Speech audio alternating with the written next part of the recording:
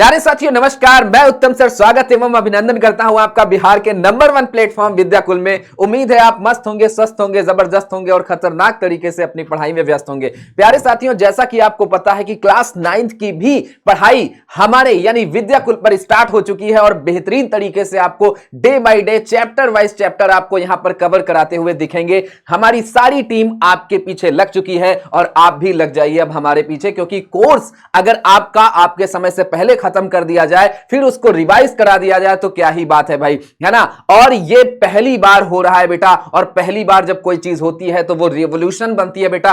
फटाफट उसका फायदा उठा लो और जबरदस्त तरीके से आज अपने पहले चैप्टर को देख लो बेटा। पहला चैप्टर जिसका नाम है धर्म युद्धा, जो अर्जुन देव चरण के द्वारा लिखी गई एक बेहतरीन कहानी है जिसमें मैसेज दिया जाता है आज के युग के महिलाओं के लिए कि बेटा पहले की जो महिलाएं थी वो किस प्रकार सोचती थी और उनका सम्मान या फिर उनकी पहचान किससे जुड़ी थी। सारी चीजों पर बात करेंगे बेटा, है ना। पूरे तरीके की कहानी को हम पढ़ेंगे बेटा, word by word, line by line यहां से कवर किया जाएगा। बेसिक टू एडवांस सारी चीजें आपको कवर कराई जाएंगी। अब इंग्लिश का भी डर होगा खत्म, जैसे बाकी सब्जेक्ट में हुआ था खत्म। चलो भाई शुरू करते हैं और मैं आपको बताता हूं बेटा कि सबसे पहले आप किस पर फोकस करना बेटा। सबसे पहले आप किस पे फोकस करना कि ये चैप्टर जो है वो किसके बारे में है ना। अबाउट राइटर के बारे में बात करें तो हमारे जो राइटर है बेटा वो है हमारे अर्जुन देव चरण। कौन है बेटा जी? अर्जुन देव चरण, यानी अर्जुन देव चरण के द्वारा ये कहानी लिखी गई है बेटा।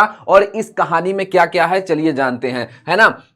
देखिए अर्जुन देव चरण जी को धरती पर डाउनलोड कब किया गया है बेटा, तो उनको 10 मई 1954 का वो खास दिन था जिस दिन अर्जुन देव चरण जी को इस धरती पर डाउनलोड किया गया था। और जो बर्थ प्लेस था बेटा, यानी जहां पर डाउनलोड किया गया था वो स्थान क्या था बेटा? उस स्थान का नाम था मथानिया। क्या नाम था बेटा? मथानिया नाम था। और भाई a village in Jodhpur district. और बेटा ये गांव कहां का था? जोधपुर। और आपको पता है कि जोधपुर कहां है बेटा? राजस्थान में है। राजस्थान के जोधपुर जिले के मथानिया गांव में हमारे अर्जुन देव चरण जी का जन्म होता है, जिन्होंने एक महान इस तरीके की कहानी लिखा जिसमें उन्होंने समाज को बदलना चाहा, है ना।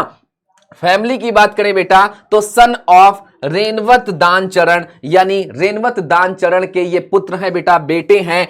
एन एस्टीम्ड राजस्थानी पोएट, जो कि बेटा एक सम्मानित कवि हैं राजस्थान के, एंड सोशलिस्ट, और बेटा समाजकर्ता भी हैं। हु रिसीव्ड द साहित्य अकादमी अवार्ड, जिन्हें बेटा साहित्य अकादमी पुरस्कार से सम्मानित किया गया है, वो व्यक्ति हैं ये बेटा, है ना। फॉर हिज वर्क उछालो। उछालो इनकी एक रचना थी और जिस रचना को इतना पसंद किया गया उसके अनुसार बेटा इनको साहित्य अकादमी पुरस्कार से इनको सम्मानित किया गया, है ना। एजुकेशन की बात करते हैं कि इनके शिक्षा की बात करते हैं बेटा, तो परस्यूड हायर एजुकेशन, यानी जो उच्चतम शिक्षा है बेटा उन्होंने राजस्थानी लैंग्वेज और लिटरेचर में प्राप्त कर रखा है। जो उच्चतम शिक्षा है इनकी वो राजस्थानी भाषा की है और साहित्य के क्षेत्र में है। और आपको पता होगा कि साहित्य के क्षेत्र में गद्य, पद्य, एकांकी, नाटक, निबंध, उपन्यास, ये जो चीजें आप पढ़ते हो बेटा ये साहित्य का क्षेत्र है और इसी में सारे कवि और सारे लेखक को आप देखते हो बेटा, है ना।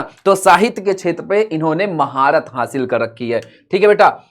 फिर बात करते हैं कि अर्जुन देव चरण जी ने भाई कौन कौन सी चीजें हैं उनके बारे में जानते हैं। अ टीचर बाय प्रोफेशन, यानी पेशे से अर्जुन देव चरण क्या हैं बेटा? एक अध्यापक हैं, जैसे कि मैं हूं, है ना। जैसे कि मैं एक अध्यापक हूं, एक टीचर हूं, इंग्लिश टीचर हूं बेटा, इसी प्रकार वो भी पेशे से क्या थे, यानी काम कौन सा करते थे? अध्यापक का। इज बेसिकली अ पोएट, यानी आधारित रूप में, मूलभूत आधारित रूप में वो क्या थे बेटा? कवि थे।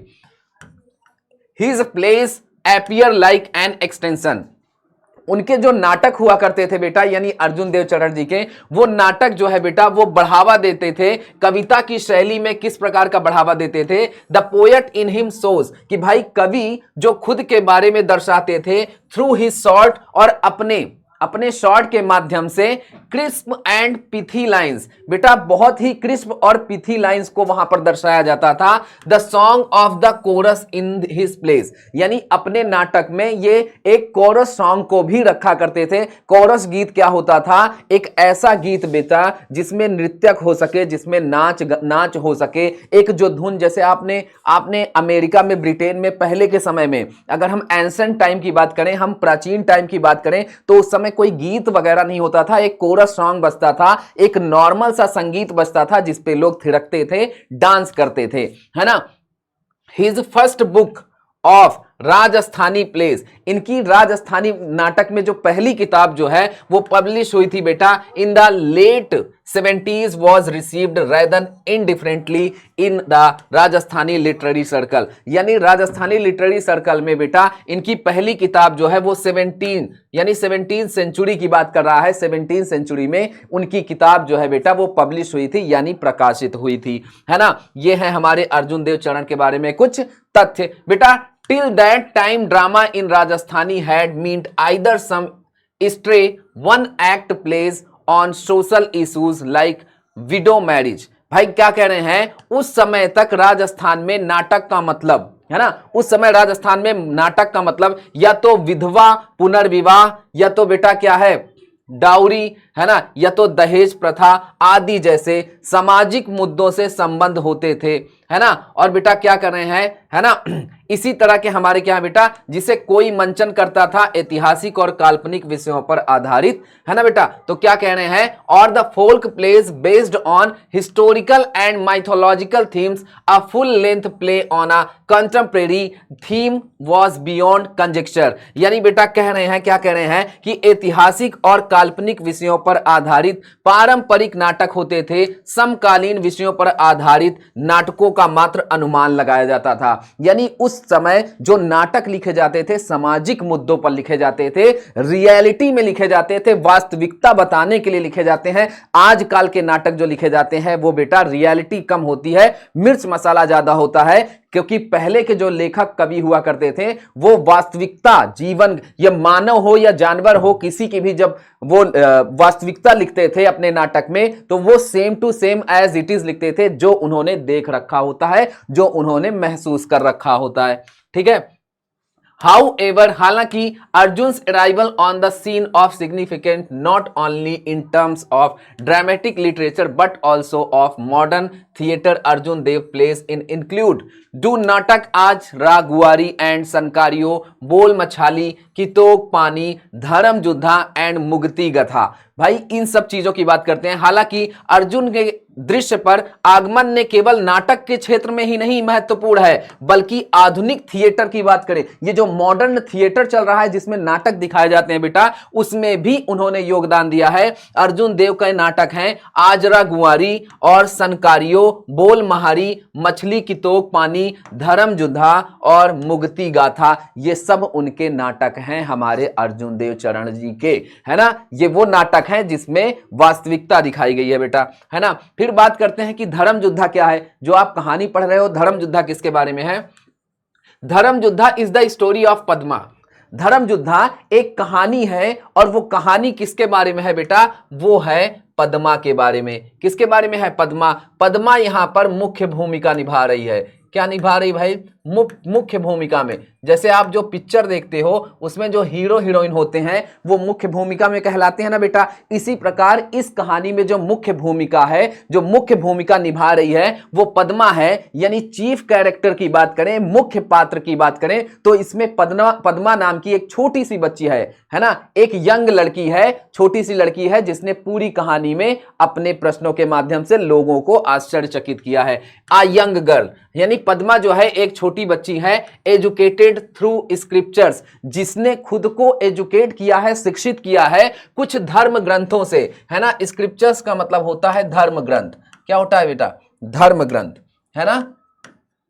तो बेटा धर्म ग्रंथ के माध्यम से उसने अपने आप को शिक्षित किया है। जैसे कुछ धर्म ग्रंथ में क्या आता है बेटा? रामायण, महाभारत, यानी रामायण और महाभारत जैसी किताबों को पढ़कर उसने खुद को शिक्षित किया है। सोचो, आपको तो इतनी सारी चीजें मिल रही हैं, सुविधा मिल रही है, वो बच्ची खुद को शिक्षित करने के लिए किताब खुद से पढ़ रखी है उसने, है ना। She feels aggrieved and agitated by the charitably orthodox attitude of the society towards women. अब बेटा ये कह रही है वह औरतों के प्रति समाज के कठोर रूढ़िवादी धारणाओं से व्याकुलता और परेशानी महसूस करती है। क्या महसूस करती है? व्याकुलता और परेशानी, क्योंकि जो समाज के लोग हैं बेटा वो ऑर्थोडॉक्स हैं, यानी रूढ़िवादी हैं। रूढ़िवादी का मतलब बहुत धीरे सोचने वाले या फिर बहुत छोटा सोचने वाले, यानी औरतों के बारे में वो बहुत कम सोचते हैं, बहुत छोटा सोचते हैं। इसलिए हमारी पद्मा जो है वो बहुत व्याकुल है और बहुत ज्यादा क्या है बेटा, परेशान है ना। फिर क्या कह रहे हैं, she repeatedly questions her parents and her teachers about the rights and the identity of a women, यानी वो अपने माता पिता से और अपने शिक्षक से लगातार वो प्रश्न पूछ रही है कि बेटा औरतों की पहचान क्या होती है। लगातार वो बार बार अपने माता पिता, अपने अध्यापक से प्रश्न पूछे जा रही है कि बताओ, है ना, क्या कहो, बताओ औरतों की पहचान क्या होती है, बताओ, है ना। बार बार पूछे जा रही है, बार बार पूछती है। And ask them whether her identity is a subject to her marriage. और बेटा वो ये भी कह रही है, उसने पूछती है भाई, उसके द्वारा सवाल पूछा जाता है कि क्या हर प्रकार से उसकी पहचान शादी ही है, क्या शादी के अलावा और उसकी कोई पहचान नहीं हो सकती, है ना। इस चीज से भी वो परेशान है बेटा कि उसकी पहचान क्या शादी ही है, शादी ही उसकी पहचान बन सकती है, बिना शादी के उसका कोई पहचान नहीं है। उस समय ये बहुत बड़ी समस्या चल रही थी। जैसा कि यहां एक सीन है, आप देख सकते हो। इस सीन में यहां पद्मा के कौन है बेटा, फादर हैं। यहां पद्मा के कौन है, यहां पद्मा के फादर हैं। ये भी नहीं दिख रहा तो ब्लैक देखते, हाँ ब्लैक दिख रहा है। यहां पद्मा के कौन है बेटा, फादर हैं। यहां पद्मा की कौन है बेटा, मदर हैं, है ना, पद्मा की मदर है यहां। और यहां पद्मा खुद है ना। हालांकि पद्मा के माता पिता पद्मा को बहुत प्यार करते हैं, बहुत स्नेह करते हैं, लेकिन बेटा फिर भी पद्मा कहीं ना कहीं परेशान है और वो पूछना चाहती है कि औरतों की पहचान क्या होती है। क्या जब तक उसका पिता है तब तक वो पिता की बेटी कहलाएगी, और जब विवाह हो जाएगा तो वो पति की पत्नी कहलाएगी, यानी उसके खुद का जीवन का क्या, उसके खुद के जीवन का क्या होगा, बताओ, है ना। तो इस चित्र को देख लो, इस चित्र में सारी चीजें छिपी हुई हैं। पद्मा और पद्मा की माँ और पद्मा के जो पिता हैं, पूरी कहानी में यही घूमेंगे बेटा, है ना। कुछ मीनिंग है, उनसे भी चर्चा कर लेते हैं कि ये मीनिंग आपके कितने योगदान देंगी। आप जब स्टडी करोगे बेटा, सेल्फ स्टडी करोगे, तो ये बहुत ज्यादा आपको हेल्पफुल होंगी। प्रोफेशन का मतलब क्या होता है बेटा, प्रोफेशन का मतलब अभी मैंने बताया कि पेशा होता है। क्या होता है बेटा, पेशा होता है। बेसिकली का मतलब होता है मूल रूप से। पोएट का मतलब कवि होता है। प्ले का मतलब नाटक होता है। एपियर का मतलब प्रकट होना या दिखाई देना होता है। एक्सटेंशन का मतलब विस्तार होना, बढ़ाना। पोएट्री का मतलब काव्य है। शॉर्ट का मतलब है संक्षिप्त यानी छोटा रूप। क्रिस्प का मतलब होता है कुरकुरा, खस्ता। और पिथी का मतलब होता है सार गर्भित। क्या होता है, सार गर्भित होता है बेटा।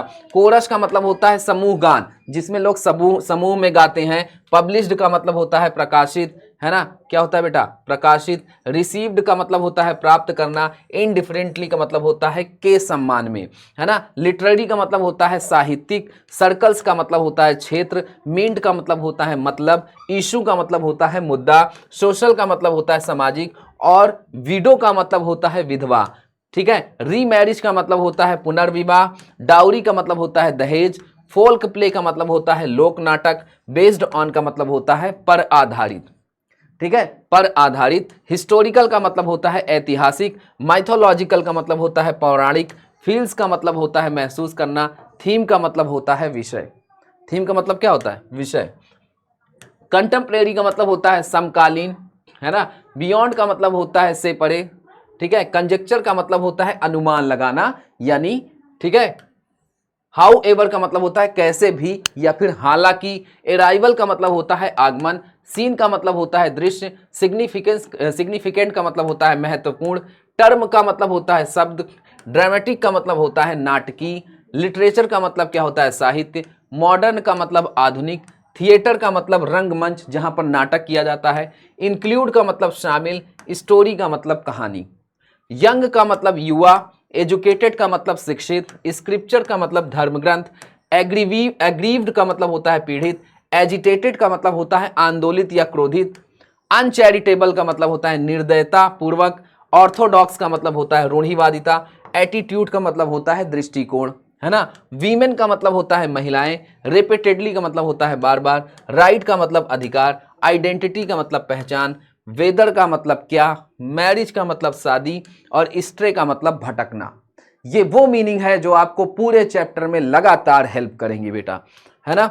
चलो यहां से आप देखिए कि इसको एक नरेशन यानी नाटक के रूप में, एक बेटा स्टेटमेंट के रूप में बोला गया है। हम एक एक स्टेटमेंट को पढ़ते जाएंगे और हम उसके अर्थ आपको बताते जाएंगे। इस तरीके से आपको चैप्टर बहुत बेहतरीन तरीके में समझ में आ जाएगा। डन है भाई। चलो पद्मा मां से, पद्मा जो है अपने मां से कहती है mother what is the identity of women. कह रही है माते औरतों की पहचान क्या होती है माते बताएं। मां कहती है why do you ask that, तुम यह क्यों पूछती हो, तुम यह क्यों पूछती हो कि औरतों की पहचान क्या होती है पद्मा। पद्मा कहती है how am I different from others, कि हम किस प्रकार उनसे अलग हैं, हम किस प्रकार उनसे अलग हैं माते हमें बताएं, है ना। मां कहती है यू आर माई डॉटर, तुम मेरी पुत्री हो, तुम मेरी क्या हो पुत्री हो, our only child and your father's darling, तुम केवल हमारी पुत्री हो और अपने पिता की प्रियतमा हो, अपनी पिता की लाडली हो, अपने पिता की क्या हो बेटा लाडली हो, और अपने पिता की लाडली होने के साथ साथ तुम हमारी केवल पुत्री हो, यानी और हमारी कोई औलाद नहीं है, तो बेटा ऐसे प्रश्न क्यों पूछती हो। पद्मा फिर से कहती है father cares more for money, कहती है कि पिताजी को तो पैसे की ज्यादा चिंता है, पिताजी को पैसे की ज्यादा पड़ी है, then for too it takes a heart to bestow love, यानी वो मुझे प्रेम नहीं करते हैं, मुझे प्रेम के अलावा उनकी पैसों को लेकर ज्यादा चिंता होती है, अपने पैसों से ज्यादा प्रेम करते हैं, उतना प्रेम वो मुझसे नहीं करते हैं। मां कहती है फॉर हुम डज ही सेव, यानी ये बताओ पद्मा कि वो पैसे किसके लिए बचा रहे हैं, बताओ मुझे, अगर वो पैसे कमा रहे हैं बचा रहे हैं तो मुझे एक बात बताओ कि पैसे किसके लिए बचा रहे हैं, क्योंकि तुम उनकी केवल पुत्री हो, ना तुम्हारा कोई भाई है, ना तुम्हारे चाचा हैं, तुम्हारा कोई और नहीं है, हम और तुम्हारे पिताजी और तुम हो, तो अगर वो पैसे कमा रहे हैं तो वो पैसे किसके लिए बचा रहे हैं पद्मा, वो तुम्हारे लिए ही तो बचा रहे हैं। He does all this only for your sake, ताकि तुम अपने जिंदगी में खुश रहो मजे करो, और इसलिए वो पैसे बचा रहे हैं बेटा। You shouldn't think that I have no heart, तुम्हें ऐसा नहीं सोचना चाहिए कि हमारे पास दिल ही नहीं है। पद्मा तुम्हें ऐसा बिल्कुल नहीं सोचना चाहिए कि हमारे पास दिल नहीं है, हम तुम्हें प्रेम नहीं करते हैं, हम तुम्हारी केयर नहीं करते हैं, ऐसा मत सोचो पद्मा, क्योंकि तुम हमारी केवल पुत्री हो और पिता की तुम क्या हो लाडली हो, है ना। लो भैया यहां पर वही चीज आपको क्या मिल जाएगी हिंदी में मिल जाएगी, तो आप यहां से हिंदी जो है अपना कवर करते हुए आगे निकल जाइएगा। पद्मा कह रही है but I didn't say it of you, है ना, कह रही है लेकिन मैंने आपको ऐसा नहीं कहा, मैंने आपको ऐसे नहीं सोचा भाई। मां कहती है I am not in any way different, हम किसी प्रकार से उनसे अलग नहीं हैं, है ना। अब पद्मा जो है फिर से पूछ रही है भाई कि क्या पहचान है, तो मां कहती है कि हम किसी भी प्रकार उनसे अलग नहीं हैं, फ्रॉम हिम, किसी भी प्रकार, my identity is linked with his and I cherish the bond, भाई मेरी जो पहचान है वो तुम्हारे पिता जी से बिल्कुल जुड़ी है, और इस वजह से हमारा उनके साथ जुड़ाव है, हमारा तुम्हारे पिताजी के साथ इसीलिए जुड़ाव है क्योंकि हमारा जो जुड़ाव है बेटा वो हमारी जो पहचान है वो तुम्हारे पिताजी के साथ है, तो मेरी पहचान मेरे पति हैं। कहीं ना कहीं पद्मा की मां ये कह रही हैं कि मेरी पहचान क्या है, तुम्हारे पापा है, यानी मेरे पति हैं। अब ये कहते कहते इंटर पद्मास फादर, ये बात होते होते तभी वहां पर कौन आ जाता है, पद्मा के पिता आ जाते हैं।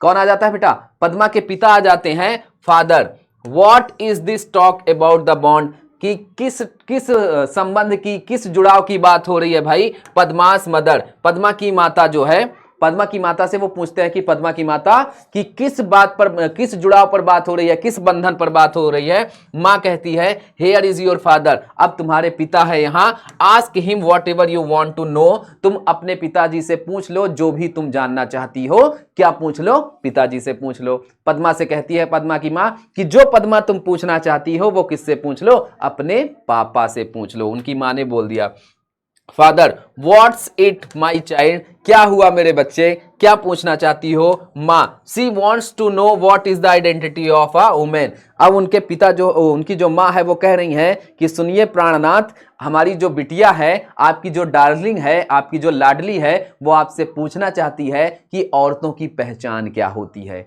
क्या पूछना चाहती है? वो पूछना चाहती है कि औरतों की पहचान क्या होती है ना। यहां पर वही चीज फिर से हिंदी में मिलेगी, फटाफट से पढ़ लेना, पीडीएफ आपको मिल जाएगी, है ना।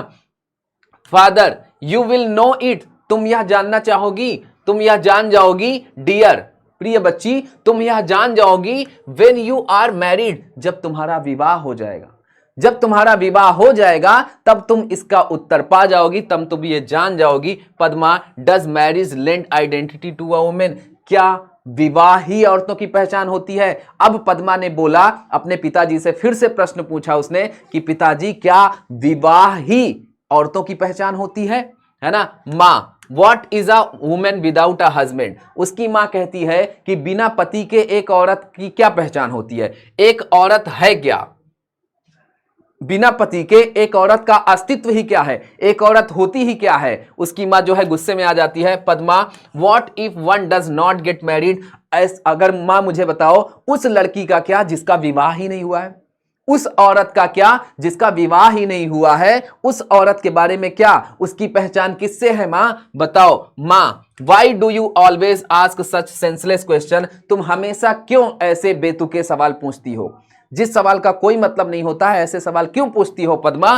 Padma, what about a women whose husband is dead, मां ये बताओ उस औरत का क्या जिसका पति मर जाए। अब तो बात गंभीर हो गई भाई, पद्मा के क्वेश्चन में दम है कि मां अब तुम मुझे एक बात बताओ, उस औरत का क्या जिसका पति ही ना रहे, उसका पति ही मर जाए, और अगर किसी का पति मर जाए तो उस औरत की पहचान क्या है? मां बताओ, बताओ क्या है पहचान?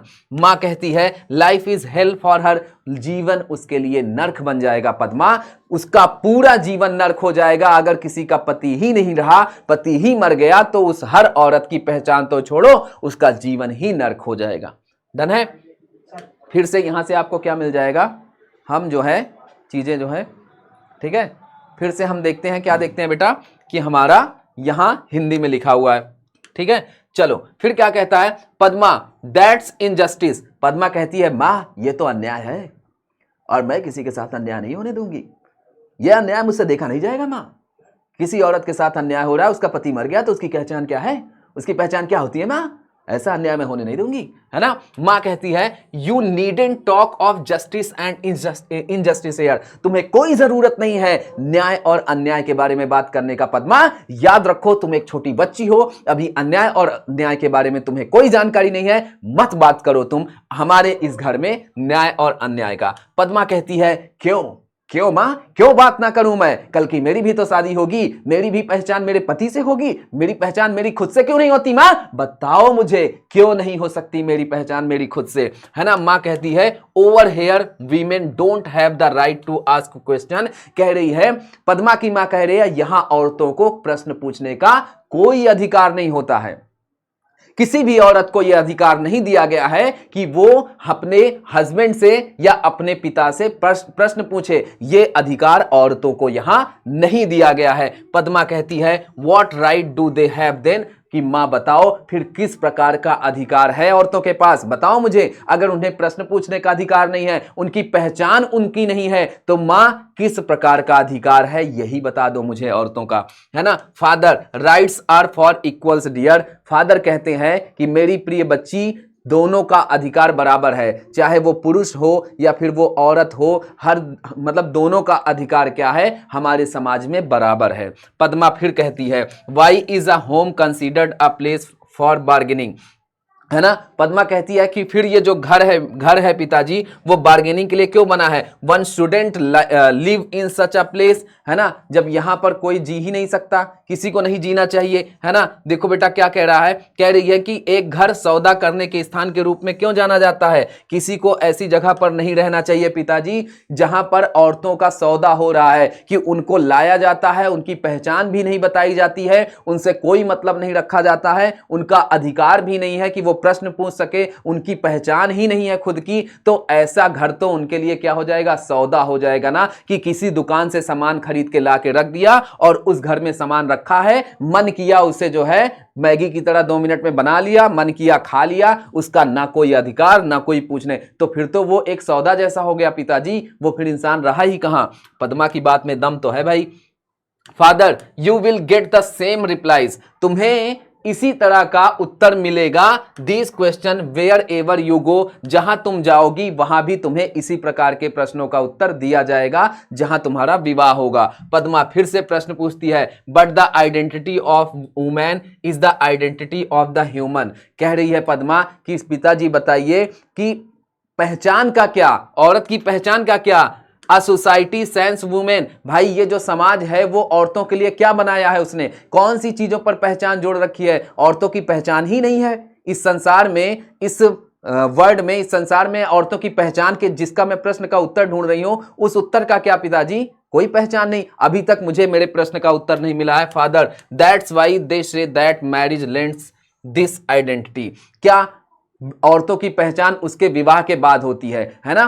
पिताजी कह रहे हैं कि इसीलिए मैं कह रहा हूं कि औरतों की जो पहचान होती है वो हमेशा क्या होती है, उसके विवाह उपरांत ही उसकी पहचान बनती है ना। पद्मा कहती है, so if a girl does not get married, तो फिर अगर ऐसा हो कि कोई लड़की जो है उसकी शादी ही ना हो, सी हैज नो आइडेंटिटी।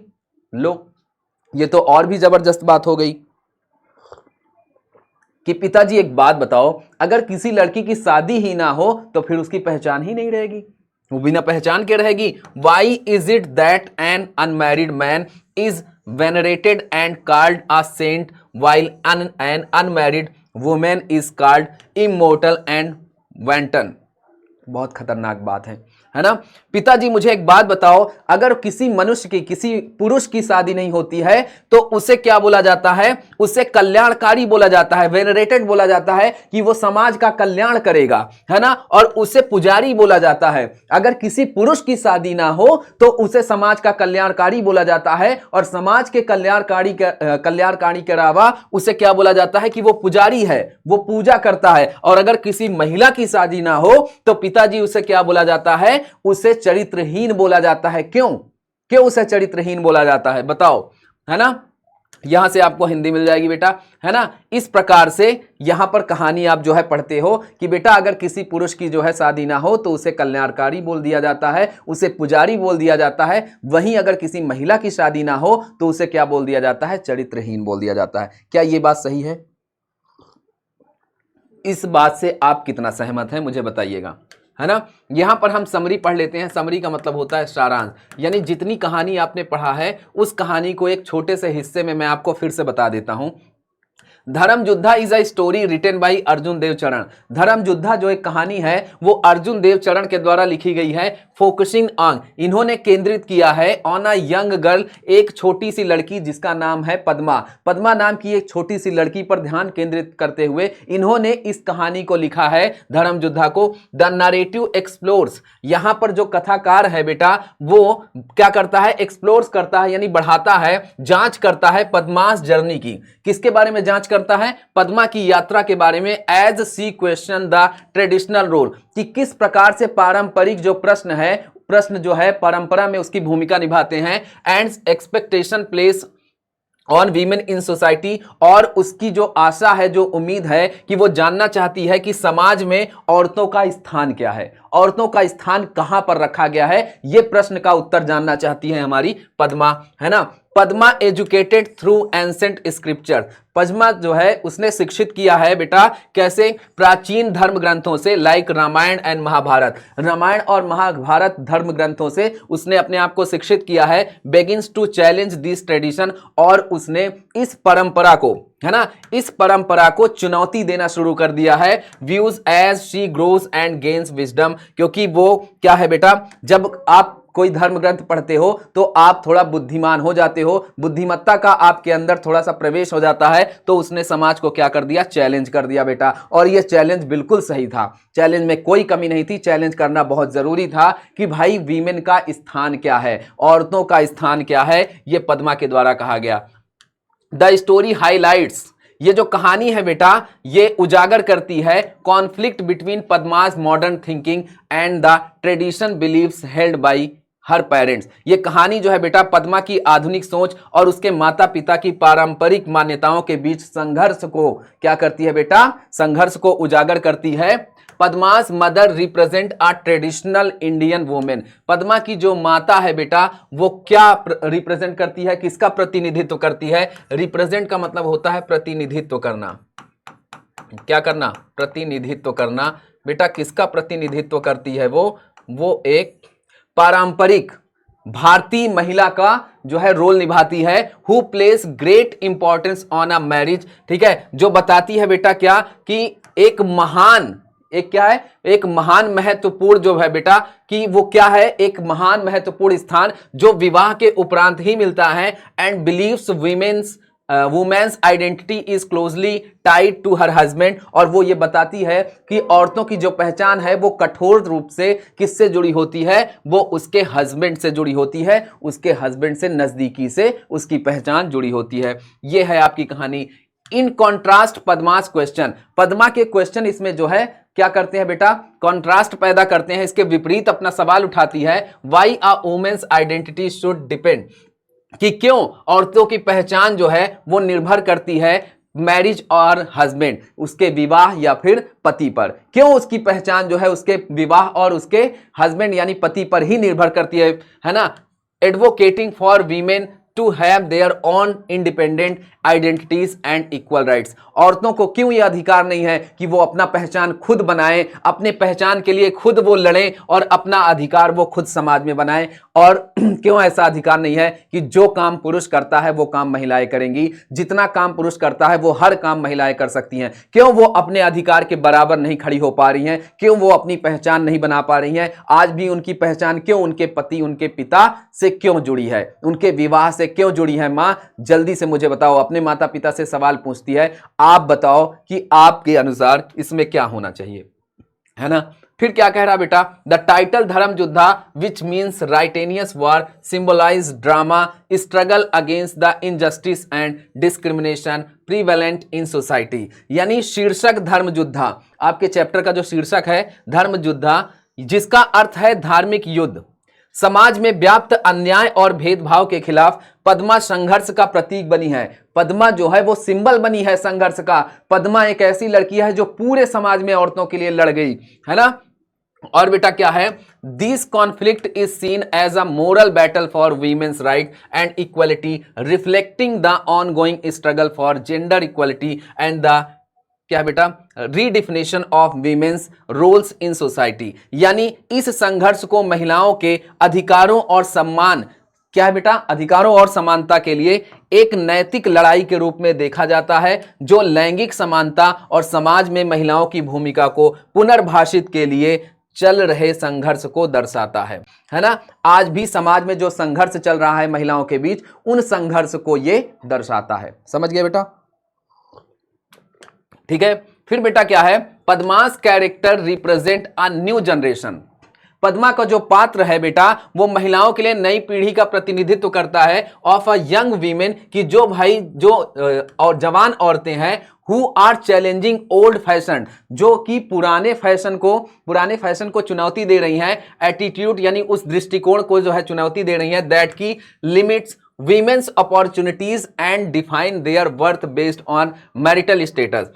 यानी क्या कह रही है बेटा, कह रही है कि जो महिलाओं के अवसरों को सीमित करते हैं और वैवाहिक स्थिति के आधार पर उनकी कीमत निर्धारित करते हैं, उनको चुनौती देगी बेटा। द स्टोरी इनकरेजेस, ये जो कहानी है वो प्रोत्साहित करती है रीडर्स को यानी पढ़ने वाले को, पठनकर्ता को, कि थिंग्स कि वो सोचे about what truly define a person worth and identity regardless of gender. यानी बेटा कह रहा है कि कहानी पाठकों को यह सोचने के लिए प्रोत्साहित करती है कि लिंग की परवाह किए बिना, जेंडर की परवाह किए बिना किसी व्यक्ति की कीमत, उसकी पहचान वास्तव में क्या परिभाषित करती है, इस पर कोई सवाल नहीं करना चाहिए। ठीक है बेटा, इस पर सवाल नहीं करना चाहिए कि लिंग विभेदता नहीं दिखानी चाहिए, क्योंकि चाहे वो मेल हो चाहे फीमेल हो, दोनों का अधिकार क्या होना चाहिए, बराबर होना चाहिए बेटा। क्या होना चाहिए, बराबर होना चाहिए। अब आपके पास क्या है बेटा, कुछ प्रश्न है, इन प्रश्नों के जवाब देने के लिए तैयार हो क्या आप लोग? फटाफट से बता दो धर्मयुद्धास ऑथर इज, यानी धर्मयुद्धा के ऑथर कौन है, धर्मयुद्धा को किसने लिखा है। इसका प्रश्न का जवाब आपको देना है कि धर्मयुद्धा के लेखक कौन है बेटा। तो जैसा मैंने आपको बताया कि इसके लेखक जो है वो कौन है, अर्जुन देवचरण जी हैं, बार बार मैंने इसका जिक्र किया था। ठीक है, नेक्स्ट क्वेश्चन क्या है, Padma ask from her mother what is the, Padma अपने माता से क्या पूछती है बेटा, आइडेंटिटी ऑफ मैन, मैन की पहचान पूछती है क्या, बच्चे की पहचान पूछती है क्या, लड़के की पहचान पूछती है क्या। तो बेटा किसकी पहचान पूछती है, वुमेन की, यानी औरतों की पहचान पूछती है। डन है ना। हु इज द डॉटर, बेटा पुत्री कौन है, पुत्री का नाम पूछा जा रहा है। आशा नाम था क्या, मीना नाम था क्या, रेखा नाम था क्या। तो नाम क्या था, पद्मा। क्या नाम है बेटा, पद्मा नाम था, जैसा कि आप कहानी में पढ़ते चले आए हो, है ना। Padma is darling of her, Padma जो है वो किसकी लाडली थी, बताओ, फादर की, मदर की, डॉटर की, ब्रदर की, बताओ भाई। तो किसकी थी, फादर की थी, ये बात भी आपको पता है। Padma's father replies that we should know, sorry she should know the fact when she would be, बताओ ये वो तथ्य जान जाएगी, जो प्रश्न का उत्तर वो मांग रही है, उस तथ्य को वो जान जाएगी कब, जब उसकी क्या हो जाएगी, जब वो विधवा हो जाएगी, जब वो अविवाहित रहेगी। नन ऑफ दिस की बात ही नहीं करते हैं बेटा, तो ये सारे गलत हो गए। कब जान जाएगी, जब उसकी मैरिड हो जाएगी, जब उसका विवाह हो जाएगा।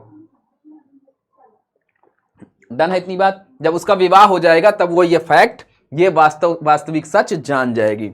फिर बताना भाई, धर्मयुद्धा इज अ स्टोरी ऑफ, धर्मयुद्धा किसकी कहानी है बेटा। इस लाइन को तो आप रट लो बेटा, एग्जाम में आएगा। धर्मयुद्धा किसकी कहानी है, अ बॉय की, गलत, ये तो गलत लिखा भी है, अ मैन की, अ वुमेन की नहीं, अ यंग गर्ल की, एक छोटी लड़की की। किसकी कहानी है बेटा, एक छोटी लड़की की, है ना। नेक्स्ट क्या है, the name of a young girl in Dharmayuddha, Dharmayuddha में यंग गर्ल का नाम क्या है। फिर से कैरेक्टर का नाम पूछा तो आपको पता है, फटाक से क्या लगा दोगे, पद्मा। क्या लगा दोगे, पद्मा, है ना। Padma does not like attitude, Padma को ऐसे दृष्टिकोण नहीं पसंद थे, किस प्रकार के, मॉडर्न, मॉडर्न की तो बात ही नहीं थी भाई, मॉडर्न ही तो उसको पसंद था। एंसेंट के खिलाफ तो वो लड़ाई कर रही थी, आधुनिक सोच तो उसको बिल्कुल पसंद थी बेटा, है ना। आधुनिक जो सोच थी वही तो उसको पसंद थी, उसी के लिए तो सारी लड़ाई हो रही है। गुड की तो बात ही नहीं की गई, रॉन्ग की बात ही नहीं की। ऑर्थोडॉक्स का मतलब है रूढ़िवादिता, और ये दृष्टिकोण उसको बिल्कुल नहीं पसंद था। ठीक है, रूढ़िवादिता, है ना, रूढ़िवादिता उसको बिल्कुल पसंद नहीं था। ठीक है, क्वेश्चन नंबर 9 देखो, Padma ask question from her parents about, ये रहा आपका होमवर्क। सभी बच्चे कमेंट बॉक्स में कमेंट करके बताएंगे कि क्वेश्चन नंबर 9 का राइट आंसर क्या होगा। राइट क्या, मैं बोल देता हूं करेक्ट, करेक्ट आंसर जो है सभी बच्चा कमेंट बॉक्स में कमेंट करके बताएगा कि भाई पद्मा जो है अपने माता पिता से किसके बारे में पूछती है ना। Padma believes in the equality between, ठीक है, पद्मा जो है वो दोनों के बीच समानता चाहती है, समानता में विश्वास रखती है। तो बताओ बेटा किस प्रकार की समानता में विश्वास रखती है, यह भी आपको बताना है, किस प्रकार की समानता में, किस प्रकार की समानता में विश्वास रखती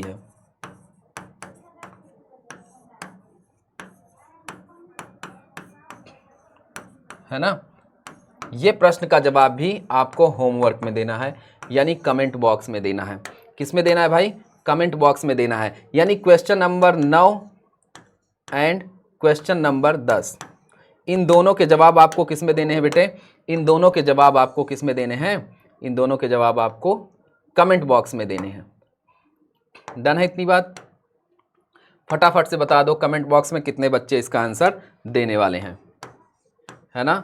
मैं कमेंट बॉक्स में आकर शाम को देखूंगा कि कितने बच्चों ने इसका जवाब दिया है। और उम्मीद है आपको चैप्टर बहुत पसंद आया होगा, क्योंकि कहानी की हमने एक एक छोटे पात्र के बारे में बात की, एक एक लाइन के बारे में बात की, चाहे वो मैसेज हो, चाहे वो कंक्लूजन हो, चाहे वो स्टोरी हो, हर चीज की हमने इसमें बात की और आपको ये चैप्टर एकदम क्लियर हो गया होगा, है ना। तो चलिए बेटा मिलते हैं नेक्स्ट सेशन में, तब तक के लिए अपना ध्यान रखो, खुश रहो, मस्त रहो, स्वस्थ रहो, जबरदस्त रहो, पड़ोसियों को परेशान करते रहो, दोस्तों का जीना हराम करते रहो। लव यू ऑल, मिलते हैं भाई नेक्स्ट क्लास में खतरनाक तरीके से सेकंड चैप्टर के साथ, यानी ययाति चैप्टर के साथ आपसे फिर मुलाकात होगी। Bye bye.